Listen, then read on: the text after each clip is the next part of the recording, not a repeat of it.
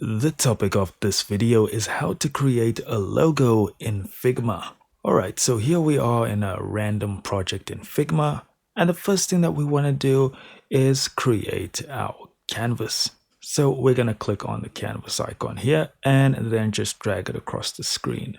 You can make these dimensions whatever you want. You can make this logo whatever you want actually.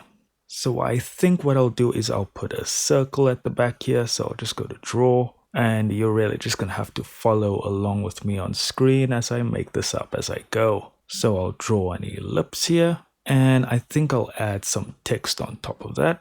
Okay, that's a bit small. We're going to need to resize it. So we can go to typography over here and just change this. I have no idea what RX stands for, but that's our logo.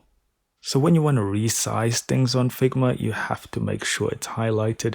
This square does not seem to resize things, or I'm just missing something.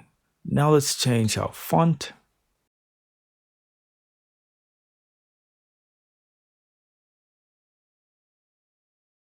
And we should change the color of our ellipse as well. You can just click on whatever you're trying to edit, but there is layers on the left-hand side.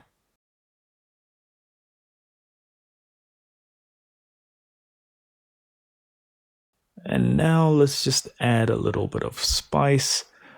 I'll take a line and just draw it across here. And we'll use our blend mode. I'm thinking we will go for color dodge. And it's basically just going to make a line across our circle here. And I think that looks pretty cool. Again, your logo can be whatever the heck you want it to be. This is just a quick little tutorial. So when you're done, you just want to head over to export, choose your file type, and then say export untitled. And then hit export again, and you are done.